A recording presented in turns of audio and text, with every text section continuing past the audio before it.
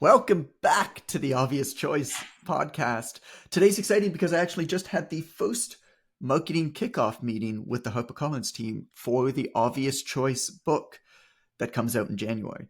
And so if you have not yet pre-ordered your copy of The Obvious Choice, please do that on Amazon for two reasons. Three reasons. One is because I love you a long time. But the second is because pre-orders for authors are actually really, really important. They're a sign to the retailers that the book is valuable. And it designates the type of print run and initial orders of bookstores and stuff like that. But the third is you're actually guaranteed the lowest price ever. And to give you an example, I pre-ordered a book that arrived yesterday. I pre-ordered it like 4 months ago. The person announced the book, and I understand how important it is, wanted to support him. And so I pre-ordered his book, and when I pre-ordered it, it was $40. It was $40 for the book. And I got it yesterday, and then I got an email from Amazon saying, hey, good news. Because you pre-ordered the book, you were guaranteed the lowest price. We've refunded $9.08 to you. Nice. So the book, basically the way that Amazon works is if you pre-order a book, you guarantee that you get that book for the lowest ever price it's ever listed for on Amazon. Because the Amazon prices can fluctuate a little bit with demand. So there's no reason for you not to pre-order the book. There's no reason for you to wait until the actual launch date. So please, please, please, right now, pre-order the book, The Obvious Choice. It's on your local Amazon. It comes out January 14th. You'll get it that day. It's going to be in audio and Kindle as well, whatever version you want. Although I'm a paperback book guy, I think you will love the paperback book. I also got the illustrations back yesterday, and I sent Amber a bunch of them. Mm-hmm. Love it. The illustrations are good. I was really happy. The bonus with the paperback too is that you can take a highlighter and figure out which ones are Renisms hidden in there. A fun game. And start tagging John. It's like a fun game. You turn into a drinking game. Yes. A drinking game or a tag John and Ren on Instagram and call John out for stealing Ren's lines for his booking. Exactly. Both of them work. Well, we're going to continue on, Amber, from the last episode where we're talking about lightning strikes and seasonality and the importance of actually going for periods of intensity flanked on either sides of consistency, and how marginal improvement 1% gains, I don't think, tell the whole story. And if that's all you do, I don't think you'll get anywhere. And so as I was working through this section, something that came up in my mind is like, cool, I get it. If I'm going to be really intense in one area, though, the other areas of my life can't collapse. Like if I'm going to call it fitness as a priority for the next 12 weeks and really try to improve my fitness for the next 12 weeks, then my business and my family can't fall by the wayside. And so what I'm going to help you do in this episode is build an off-season checklist.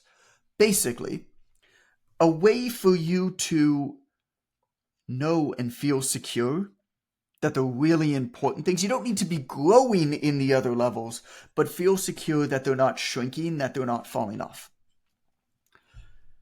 And so I'll use fitness as an example, because if you want to transform your fitness in the next 12 weeks, hire a trainer, follow a nutrition plan, and exercise 4 to 5 times a week while getting to bed probably around 10 p.m. each night and abstaining from alcohol. Like, get good sleep, don't drink, follow a nutrition plan, hire a trainer, work out 4 to 5 days a week. That's hard. I mean, that's hard for me and my life is fitness. You know what I'm saying? And so, yes, your social life will be impacted. Yes, your work will be impacted. And your wallet will be impacted. Therefore, it's not a sustainable plan. But you'll be focused. And it'll be fun because you'll see and feel changes to your body. And after 12 weeks, you'll be transformed. So long as you don't ignore your health afterwards, which you won't, because after 12 weeks, you'll feel great, like a new person, evolved. And then you stack a few of these seasons on top of one another over time. A break between them is fine, of course. And you'll be amazed at what you've accomplished in a relatively short period of time. And so I'm in a season of writing right now. It's 3 months long. The manuscript for this next book, tentatively called Too Early for Coffee, the first draft of the manuscript is basically due in the new year, in January. So I'm in a season of writing. 4 mornings a week, I wake up early to write for 2 hours. Before I go to bed, I review my notes and I plan the next day's writing. 3 days a week, Mondays, Thursdays, and Fridays, my entire workday is dedicated to the book that I'm working on. Amber knows, right? I have no meetings, I don't take phone calls, and I don't respond to emails. Facts. Tell me how you really feel, Amber. I am just supporting the truths that you are telling. That is all. Basically, what I'm saying is find yourself an Amber, because you can't have mine. It's aggressive. And there's a lot I miss out on when I'm in season like this. But this book is important to me. It's hard. Anything worth doing is hard. I'm creatively challenged, which means that I'm creatively fulfilled. When I'm in season on a book, I can't wait to get out of bed. When I'm in season on anything, if I'm honest, I can't wait to get out of bed. But I also can't ignore the other areas of my life. The other two arms of my triangle, relationships and fitness, can't be ignored during a season of focus on money. They just get put into an off-season mode. I also have stuff I need to do for work other than this book also, right? So whenever I enter into one of these 8-4 seasons, I also create an off-season checklist. I don't think I've ever shared this before. Mm-mm. This is things that need to get done in order for me to feel comfortable committing obsessively. Have I ever shared this before, Amber? No, you haven't. Okay, maybe I should have. So here's my off-season checklist when I'm in season on a book. Like, this is literally written out on a piece of paper, okay? For relationships, daily breakfast and dinner with my family, daily one-on-one play with each kid for 15 minutes minimum, a weekly date night with Allison, a weekly text or call to a friend to say hello, weekly dinner with friends or neighbors, and then 3 weekly, I call them out of the blue, compliments to either colleagues or team members. Nice. For fitness, 3 weekly full body workouts, no more than 2 coffees a day, and 1 weekly zone 2 cardio session. So basically like a long bike ride or a jog or jog. I don't know, it might be a soft J. Oh my God, you do anything similar to running? I actually kind of like, it's once I started, so I never used to run that much. I was like, oh, my body's not built for running. My family always like wonky hips and shit. Like my dad, if you look at him, like he's strong and fit, but one leg is basically deformed compared to the other leg. And that's because when he was younger, one of his legs was growing much faster than his other one. Oh, And interesting. they did a procedure on him that they don't do anymore called an epiphyseal plate closure. Oh my. Basically, they put a pin in the growth tissue in his knee when he was growing to stop that leg from growing. Now, the reason that they don't do this anymore is because, of course, it stops everything from growing, not just the leg. And so, basically, genetically, I just have like wonky ass hips. Like they just like one side is just messed up compared to the other one. So I never thought that I could really run.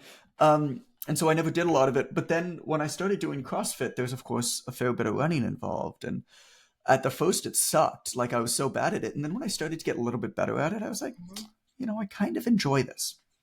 So I don't do a lot of it, but I could step out my door and run a 5K pretty comfortably. Nice. And that's, my guideline. Like I want a baseline level of fitness in weight training. Like last night, my parents had water damage. Last night, I walked Calvin over to Scouts. My parents live right beside the church. My parents had water damage, needed a bunch of furniture moved. Yeah. So my brother-in-law and I went over there and like help your parents move their furniture because they had water damage. Yeah. Or if they're, my dad calls me for a bike ride, for a 30K bike ride, like I want to be able to do that, or a mountain to climb or whatever. Like I want those baselines of fitness to always be there because I don't want to miss out on anything. And I think running is very much part of that. Like if Calvin wants to play freeze tag with me in the park and his friends, like they're not winning that game. We don't let the kids win. They're not winning that game, man. Those kids are going to be crying at the park. You know what my baseline is? What's that? is for my weight is making sure I can still fit through the doggy door, because I lock myself out more often than I care to admit. That's Because I have really to funny. sometimes have to fit through the doggy door to get back into my house. That is one of my fitness measures. I saw this video somebody posted. It kind of went viral. You might have seen it too. But it was this like, why my grandmother? It's like my grandmother's mind is going, she forgets her key all of the time, but her body's still fit. This is how she gets back into the house. And it's this like 90-year-old grandmother who's like leg up above her head, like climbing up, pulling herself over the balcony to get into the sliding door that's still unlocked to get into her house. I love it. Yeah, that would be me. So I think those baseline levels are important, and I think being able to run is part of that. If we were at a cottage in the summer and we rented it with friends, and like just to be able to go out for a 30-minute jog first thing in the morning, it's such a beautiful thing to be able to do. So yeah, and like, I mean, the research is pretty clear. Like zone 2 cardio in terms of longevity is just about the most important thing to do. Like as I get older and older and older, I'm more convinced that cardio helps you live better and longer, and weight training helps you look better. Yeah. And like, I think both of them are pretty important. So as long as I have one kind of longer bike ride or jog or something each week, I'm happy. So anyway, so that's Mindful Fitness. 3 full body workouts, no more than 2 coffees a day, weekly zone 2 cardio session. And then for money, for work, basically to keep the wheels on the bus, publish my 5 Reps Friday newsletter weekly. And so that newsletter was designed to be what I call low lift. Right? It was designed to be something that I knew that I could get out even when I'm the busiest of the busy, that actually can get supported. I mean, most of what goes into that newsletter is actually stuff from the books that I'm writing. And it's a way to test the material from the books. Because oftentimes what people do is they'll take screenshots and they'll post from the newsletter and they'll post it and tag me on Instagram, for example, or they'll reply to the newsletter and talk about stuff. And so based off of that, that's feedback as I'm writing my book. So it's low lift. It's easy for me to do even when it's off season for, that type of work or newsletter growth or whatever. And it supports the big thing for me, which is book writing, right? The same as this podcast. So money, the off-season checklist, publish my 5 Reps newsletter weekly, record this podcast, the Obvious Choice podcast, publish to Instagram 4 times a week. Now, often those are reposts if I'm in a season like this. Prepare for and attend all team meetings. There's not a lot of them, but basically make sure I'm prepared and attend them. And then approve the payroll. These are not growth measures. Yes, and I do. Yes, you do. You never failed there. No, it's pretty important to pay people on time, I think. We appreciate it. Yeah. You will get paid soon, at the end of this month. Yes. And so having an off-season checklist like this printed keeps my fear-based brain at bay, knowing that what has to get done is getting done. Mm-hmm. But I also miss the mark sometimes. Like, I miss stuff off of these checklists. So when I get off track, when my brain jumps into fear mode, when the walls feel like they're closing in, that I'm missing out, screwing up, not doing what I have to do, I can look at my checklist, I can take a deep breath, and I can get right back on track. And it's more for my mental state than anything else, if I'm completely honest. But here's another example, like this time a really, really short season, because the seasons don't have to be months on end. My brother and I, we grew up together. He's 18 months older. We shared a bedroom until we were 14. Then he went to Nova Scotia and met a girl, and they got married, and he stayed. And we message a bit, not enough, because I'm just not good at staying in touch with faraway family. And that's not a nice thing to admit, but it's true. I used to beat myself up about being bad at staying in touch. But then I realized that it is what it is, and as much as I don't like this part of me, it's not a part that's going to change. And so instead of trying to slowly improve my relationship with my brother over time, we took a trip to Halifax. It was 1 week full immersion, my family and his family. I didn't work out that week. I just went for walks. I read a lot, but I didn't write. All my work meetings were canceled. The only work I did was repost old content to Instagram a few times. Because our sales team would have given me shit if I didn't. Yeah. And so I'm only sharing this because, like, seasons don't have to be long, but they do have to be intense. After a week, I feel close to my brother again. It feels like I have a brother again. There's this motivational speaker whose work I read a lot as I was preparing to write this book that I really enjoyed called Leo Buscaglia. And one of the things that he said, you familiar? No, I just like the last name. That's fun to say. Buscaglia, I think that's how you pronounce it. He's Italian, I think, and he's like the craziest optimist ever. That's like my speed. One, his books are basically transcriptions of talks that he gave, which at times is really nice because it feels like somebody's talking to you. At other times, it's like this should have been edited better. Yeah.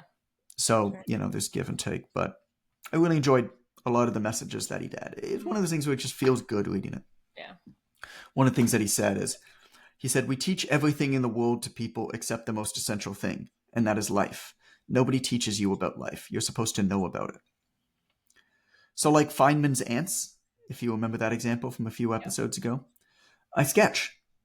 Each season, I thicken an arm of my triangle while all else goes on cruise control. Not ignored, but not being aggressively pursued. This unbalanced and aggressive approach to self-improvement counterintuitively leads to a more balanced life for me over time. I'll talk to you about how I build back up my calendar each time. Because one of the biggest benefits, of course, of having seasons is that there's a stop and start, which is a forced time to reassess your priorities. I was actually having a conversation with my mom this morning. She came over to pick up Jaden, and I like to add in like little bonus workouts over the course of the day. It's one of the things that I think is underutilized and perhaps underspoken about. Yep. And so we needed to exchange our propane tank. We always keep an extra one, and I ran out of one. So the extra one's in the barbecue, and there's a gas station on the corner. It's probably a kilometer away, not even 800 meters away. And so my mom was walking Jaden in the stroller, and the gas station is on the way to their place. And so I carried the empty propane tank with her, exchanged at the gas station, and carried the full propane tank back. How heavy was it, just out of curiosity? I don't know. What does a propane tank weigh? I don't know. It's not a lot. I don't know. A full propane tank.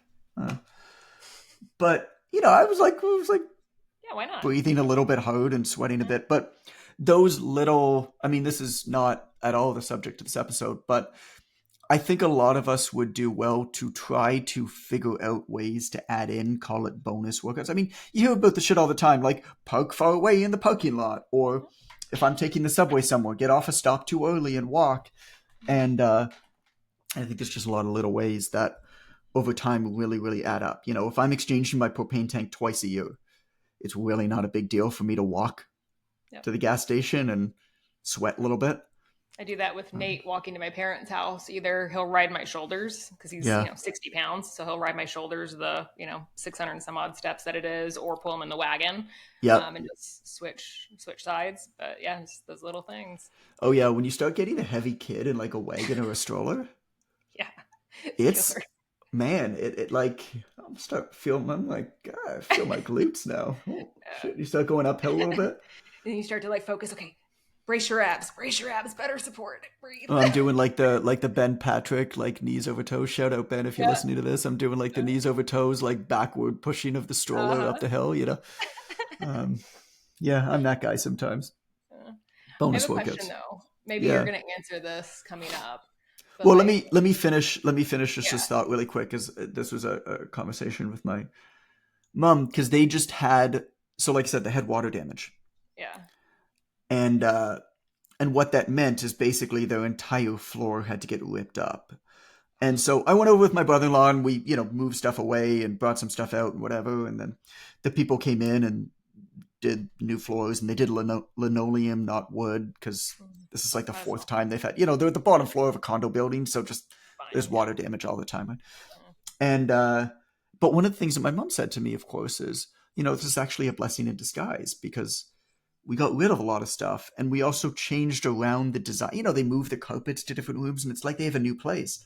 Yep. and it's a refresh. And of course, that's a lot of the topic of the 8-4 seasons of what we're talking about here, about how unless there is some sort of outside event that is usually bad, to be honest, like a flood or like damage or whatever, or you figure out a way to manufacture it like I have, leaving and coming back multiple times a year, or you just predetermine these seasons, Mm-hmm.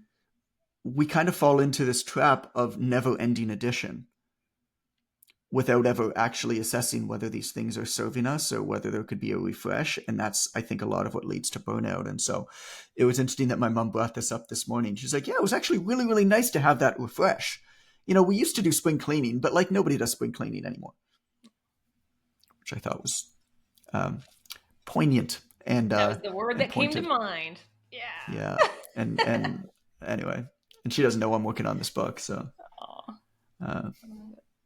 well, they know that I signed the contract on it, but they don't know anything about what it's about. What were you saying? Well, you might answer this one on the next part, but like when you're redoing your checklist, yeah, how are you gauging what is maintenance versus like, we tend to like overestimate our ability, or we add too mmany things to our minimum quote unquote checklist. So like, how do you navigate that? That's why I stopped building my own workouts, because I made my own workouts way too hard. Yes. Way too hard. Same. And that's when I started hiring trainers, because I was like, I'm beating the shit out of myself, and I'm just so, and it's not like, I mean, my goals are not, to stand on stage somewhere in my little banana hammock. It just didn't matter that much to me. And so I started hiring trainers, because an outsider coming in and being like, all right, here's what you need to do. It was still hard, but I was much harder on myself than others. I'm kind of going to get into this. So the next section is, I call the perfect calendar, and it's my process that I've kind of figured out over the years of building back up my schedule. Once I've cleared it. So the idea of like clear the calculator, clear the calendar, and then build it back up from scratch. You reprioritize, but it's not exactly what you're asking. What's my process for figuring out? Man, I wish I had a good framework for this. I don't. Anything that I say would kind of be bullshit. Yeah. Or it's just trial and error and start taking things off until you find a place that you can stay. Well, this is why I like the Feynman's ants analogy, is because really my story is that I've just been sketching for so long, and every time you sketch, you get a little bit better at sketching. Yeah. And I think that's what's missing in a lot of self-help personal development advice, isn't it? It's like somebody fucked around for a long time. They found out, and then they got to this point where stuff works. And then they decided that they wanted to teach it, either by selling their advice or by using their advice as free content. And so what they did is they tried to go backwards now, creating a post-narrative in order to better teach what they did. And in doing that, what they do, of course, is they smooth out the edges. Mm-hmm. And they create this really pretty framework of how to do it, eliminating all of the messy in-between stuff, which is not a bad thing. You can learn a lot from somebody's experience, but I know you'll agree with this, Amber. The most important part of any process is the fucking around and finding out part. Yep. It's not the framework. It's not the post-narrative. It's not the smoothing out the edges. In fact, when you smooth out the edges, you often miss all of the most important part. And so I don't really have any kind of a framework. Like, what do you think is the most important thing for you to be working on right now, for you to be creatively fulfilled? Mm-hmm. What is that thing? Or what is most important to you right now? Is it physical? Is it money? Is it relationships? Knee-jerk. What is it? I think that's probably what your focus should be on. And then you can work backwards and be like, I call it, like, I was going to call this the wheels on the bus checklist. It's a daily song for us. My truck-obsessed house. What was this is the online trainer show. This is the online trainer show. We shouldn't have a podcast. Such child. the wheels on the bus part, the wheels on the bus checklist is kind of just like, look backwards. If you understand intellectually that there's one thing that you're really going to try to improve on, and everything else you got to just keep the wheels on the bus, what's the bare minimum you got to do to keep the wheels on the bus? If you noticed from my list, the relationships list was considerably longer than the fitness and the money list. Because there's just a lot more that I think needs to be done day to day to maintain good relationships. And I also think long term, there's nothing more important. Yeah. And so it's worth it, even in the off season, to put a bit more into that. I mean, do Allison and I have a date night every single week? No. We try. So I think that's where, like, I think giving permission for ourselves, because like I know my instinct, if I wasn't being super present about this activity, is I would see, okay, I made this list longer, I need to make the other list match. And like, right. So giving yourself permission before you start making the list that they don't need to match right. is good, because I know for sure my brain would go there. They absolutely don't need to match. I mean, and even then, I mean, my relationships list is longer, but if you think about it, it's all really, really easy, quick stuff to do, right? Mm-hmm. Like 3 weekly out of the blue compliments to colleagues or team members. I mean, send 3 out of the blue compliments to people who you know. And every time I do it, like literally, I put a check mark beside it and I look at that list. And if it's the end of the week, if it's Friday, which is what I consider the end of the week for this stuff, if it's the end of the week and I only see one check mark, like it's pretty easy to then go and just kick off 2 quick compliments to people who you want to say something nice to. And you just put those check marks in. Compare that with publishing a newsletter or creating content or something. Even though there's less number, they take more, I guess, work to kind of do ongoing. Something I like to do when I make lists is give a difficulty or like energy score, like 1, 2, or 3. So I know how much either mental or emotional or whatever kind of energy, like it may be a quote unquote simple task, but for me, if there's like a lot, like I have trouble checking my mailbox. I know it sounds really stupid, but I have a lot of resistance to checking my mailbox. And so that is a higher like energy score kind of task for me, even though it's really freaking simple, and stupid for most people. Whereas, I could do work and that's a lower energy, takes more time, but it's a lower energy score. Right. And so I do my tasks kind of like that to help me pinpoint how I'm stacking up when I'm making my lists. You know why I hate checking my mailbox? The only mail that you get is stuff you don't want. Yeah. I almost missed a $3,000 check. I shit you not. Because I hate checking my mailbox. Oh, really? Nobody's sending me $3,000 checks in the mail. Yeah, that was a family thing, but I almost missed it because of that. I'm getting audits from the Canadian Revenue Agency. That would be so bad. Or I mean, as you know, fake stuff. Fake stuff that make it look important and it's not. Well, yeah. I mean, I've gotten 3 audits in the last 4 years on taxes. Oh, yeah, I haven't told you this? Oh, I would hire someone to check my mailbox. Can someone please do it? The CRA is predatory towards small businesses. It's really quite bad. And the best part is, we were successful in every single one of them. We just finished the last one like 2 months ago. We were like to the point where like no further action is needed. You're perfect. I'm like, after this has happened twice, you're still sending me this shit? Like, come on. Because of course it cost me in accounting fees. And then celebration thing that pops out glitter, like we did it. Nah, you don't even hear anything. What you get is another nondescript letter from the Canadian Revenue Agency that you're opening nervous because this letter could honestly say you owe $50,000 or you're good. Like it could like the letter's the same. And so you get that like 2 months later, nobody talks to you. The audit's done. And then you get this letter in the mail one day that you don't know what it says. Yeah. And I open it and I have to go through it and like make sense of it. And it's like, oh, okay, I guess we were successful. Like, guys, you could have been more respectful here. Yeah, so I get that. And then the other thing that we get is, we own a bunch of rental houses. And I think we're just going to sell them all because it's such a stupid business to be in. Because, there's like, whatever, 13 units. And like, We just got a letter. We got a letter like a month ago that they all sent it through registered mail from the towns that they're in.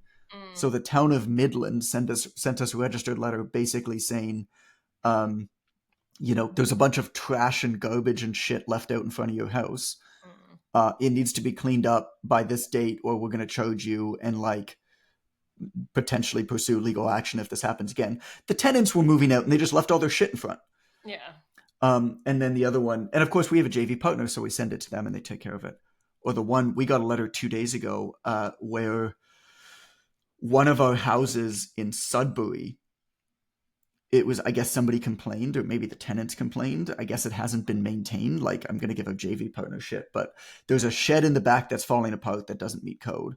And then the windows and the doors are not up to code, and there's like rodents getting in. I'm like, this is like, just sell these houses. Like, who gives? Like, this is stupid. No. So those are the types. So that's why I don't like checking my mail. Yeah, you have more valid reasons. It's just dumb, and then ads or whatever. Sometimes, like my buddy Kevin Neal would send me a T-shirt. Like, sometimes I get stuff like that, but books or whatever that I pre-order and forget about pre-ordering. Yeah, unless it comes to my door, I'm not checking. Yeah, I guess that's fair, right? Anything in the mailbox. I know. Steve, I do like Steve the mailman, though. Him and I are buds. Yes. I love our delivery people. The mailmen are awesome. He's just like, he's like super fit. He's always friendly. He's always smiling. And we always say hi and chat a little bit. And then I asked him one day, because he's listening to something. He's got like earbuds in. I was like, oh, what are you listening to? And he's listening to self-development podcasts. Aw, love him. And he says he wakes up in the morning, he does a workout, and then he like listens to self-development podcasts and things like that over the course. He's listened to our podcast a few times because I told him about it. Hi, Steve. And no, Steve's rad. Tell me about an episode now. But the people who this does actually go into like micro interactions. Like the people who serve your community, like your mailman, are actually often really special people, but also really important people to like build a relationship with. Like you see that person, and that person probably has more of an impact on your overall well-being and happiness and joy levels than most members of your family who you see every so often. Yep. It's really actually a good point to add to the book. Thanks, Amber. Steve the mailman. We need to get him a shirt. Steve the mailman. I've been on the Obvious Choice podcast. Give him a workout shirt. That'd be funny, hey? All right, let's talk about how to build back up the calendar. So, how do you build back up your perfect calendar over time? Because each end is a new beginning. Each end is a time to review and reassess your priorities. So over the course of a season, you'll add tasks, commitments, responsibilities, meetings, even physical things, but you'll rarely subtract. So, like I was talking to my mom about, if you're in a never-ending season, therefore, you'll be never-ending adding. So the way that this came about is that for 12 years, at least twice a year, as I came and went from Toronto, I wiped my calendar clean and started new. Do I still need to own this? Is that weekly meeting impactful? Am I happy with the time I'm spending with my kids? Every move forced me to hit the reset button. And over the years, I began to appreciate the value of having this reset button. The software company Asana once had a meeting doomsday. Did you hear about this? No, it sounds amazing though. Great. They asked all of their employees to delete every meeting and then sit with their empty calendar for 48 hours. No. And then repopulate their calendars only with meetings that they deemed valuable for the amount of time that they felt that these meetings were valuable. Oh, I love it. Rebecca Hines, who's the head of Asana's Work Innovation Lab, wrote in an article about this. She said, "We found that when employees were given the freedom to step back and assess, they changed many of their meetings to be shorter and unconventional lengths, like 15 minutes. They also changed the cadence of their meetings to be less frequent. Asana reported that employees saved, on average, 11 hours a month, which equals to 17 work days a year, which is the equivalent to a 3.5-week vacation." That's nuts. Nuts. That makes me so happy, though. We often don't spend enough time evaluating why things are on our calendars or if they've been properly designed. I stumbled upon this twice yearly spring cleaning system both by accident and by necessity. Over the years, I began to recognize its value and refine my system. The idea is pretty simple, though. Clear the calendar, wipe it clean, and start over. Most of what we do, we don't really need to be doing. We've just been doing it for so long that it's become a thing that we do, and we don't ever think about whether it needs to actually be done. Every time that I clear my calendar, I put less back on it. After 12 years, the result for me is a mostly empty schedule, with 3 days a week completely clear. This works for me. Your perfect calendar is going to look different than mine then. Some people might just have meetings all day, every day. Totally fine. But the only way for you to figure it out is to reliably clear it at least twice a year, and then repopulate it back from nothing. And so here's my guidelines that I figured out over all these years that I follow every time I sketch anew and I rebuild my calendar. There's 5 steps I go through, and I'll go through each one in a tiny bit of detail afterwards, but the 5 steps are as follow. Here's exactly what I do to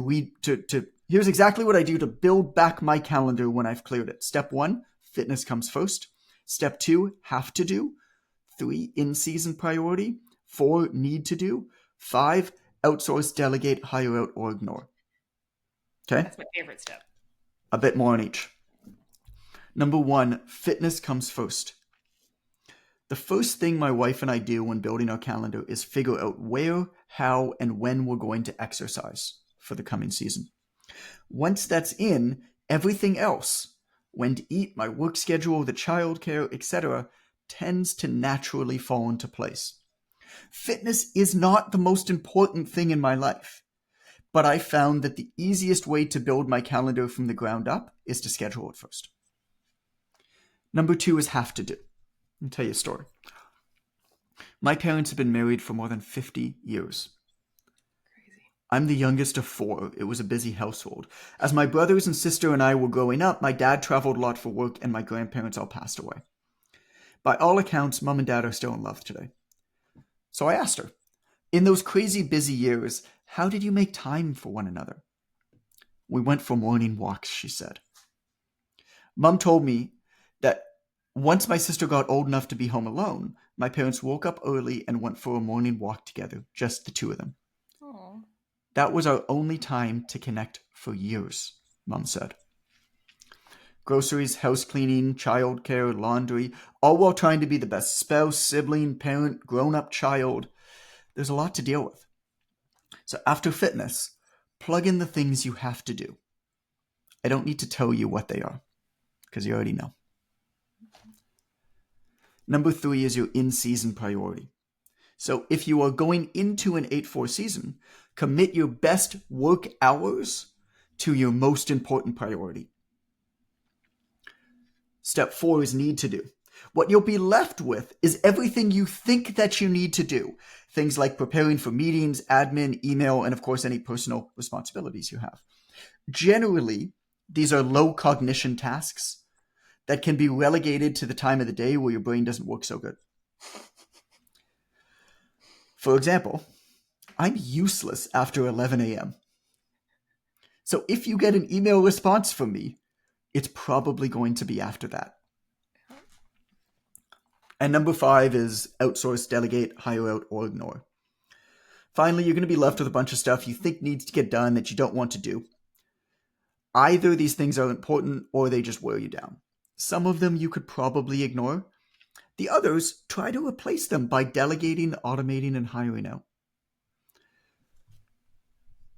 Each time I have one season and I leave one season and enter another, I repeat this process with an evaluation of how the last period went.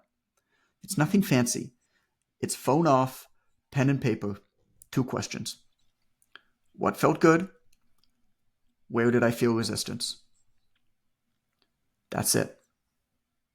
Every iteration gets you closer to your perfect. With every season, you'll become more aligned with how you work best, more focused on your priority, and more energized because you'll be doing more of what fuels you, devoid of the accumulated crap that inevitably builds up over time. It's something like sketching. I think that we need more of less. Between 2011 and 2014, I wrote 15 million words on the internet. During that period, 90% of my income came from one program, and most of my reputation from one book, which was my first book, not the 10 that followed it. Kicking the ego nuts. Ask me how that feels, friends. But if I just created that one program, and if I just wrote that one book, much of the good that ended up coming from them would not have happened. The part that's missing from the famous Pareto principle, the 80-20 rule where 80% of your success comes from 20% of your actions, is that you still have to do the 80 in order to figure out what the 20 is. You've still got to fuck around and find out. Outsized efforts, flanked on both sides by years of consistently good enough actions, is the key. If I were to ask you whether you prefer $50 or $100, you'd choose $100. The two outcomes are similar enough to be compared. One of them is obviously better than the other. But most decisions that we make with what to do with our time aren't like that. They're harder to make sense of because they can't be compared. Therefore, they come with what's called uncompensated loss. If I wake up early to work on a book, I might not recover from my workout as well from the day before.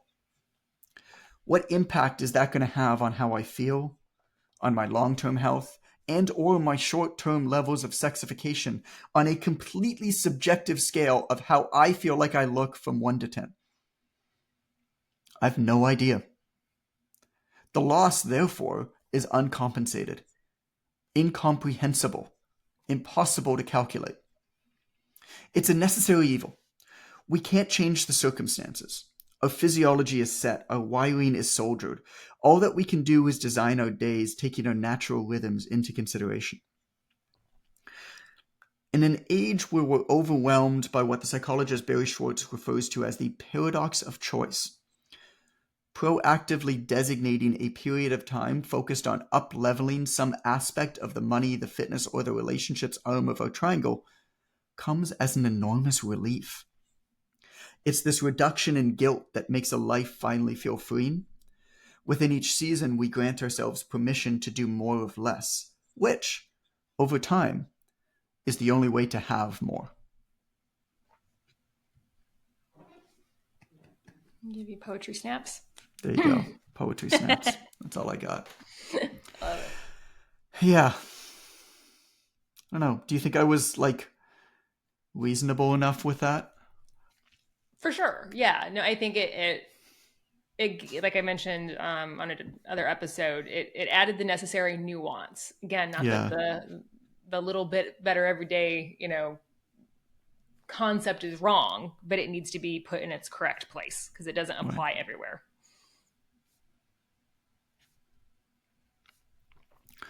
Okay. And it had a nice flow, especially towards the end, like the flow of your like the cadence of it. There. Yeah, it felt good. It's something that I noticed as I'm reading it that there are some parts that really seem to flow and some parts that don't as much. That's something that comes along with the editing. You know, this is the first draft, right? And so as I edit, that's one of the last stages of editing is really to work almost a musical tone to it. I think that's underutilized in writing, where it helps a lot reading. It does, yeah, for sure. Trying to pull out emotion and cadence. Me being able to finish a book or not, for sure. Is it? If it has that kind of musicality to it, where it gives you that what's the word I'm looking for? Not inertia, but that just the drive to continue. Like you're already moving, so it makes it easier to keep moving through the book. So I noticed in the last few books that I've read, that was a big difference in whether it had that or not. It's going to be especially important in this one. I mean, Obvious Choice, the chapters were reasonably short and the sections were even shorter. Yeah. And that was on purpose. right? Especially with nonfiction like business books. It's like you got to be able to skip around. The storytelling is important, but you got to be able to get in and out. Um, and so the chapters there, like the longest chapter is I think about 3,500 words. Whereas here, the chapters are all going to be 6,500, 7,000 words or so. And the sections are often like 1,500 plus words. So quite a bit longer, which I think the material self-selects for it. Like my mantra is as short as possible, as long as necessary. I think the material self-selects for it. But I think that the cadence of the writing and the flow of the writing is going to matter a lot more. And the narrative structure is going to matter a lot more than it did for Obvious Choice. So there will be a lot of work in the later stages of editing. Whereas Obvious Choice there was, but it was more clarity of ideas, less about the cadence. Whereas here, there's probably going to be a lot more than that. Okay, cool. Well, thank you, Amber. Yeah, always. For the next episode, I thought it'd be cool to recommend the episode where we talked about the best ways we've spent money. I really like that one. That was a fun episode. So that's episode 228. And for that one, what we did is, I think it was the best way that we've spent $10, $100, and $1,000, I think is what they were. And what was interesting about that to me was that we each had categories that all of our expenses fit into, you, Len, and I. And I'll let you listen to it. I won't spoil it for you. But what came out was radically different things. And I think that goes into a lot of what's valued. So that's episode 228. Have a listen. The best ways we've spent money. If you post on Instagram or something, in your stories and tag us, that would be fun to see what everybody else's kind of 3 things are, to see if we see other kind of buckets that people are coming up with. That would be fun. That'd be cool. Yeah. $10. After you listen to that, we gotta do more of that, don't we, Amber? Try to actually market this podcast in some way. Shove that in there. I feel like that'd be useful. Okay. Well, thank you for listening. Hope you're good. And I will leave you with a word that Calvin can't stop saying these days, and I still don't understand what it means. That word is skibbity. I'm sorry.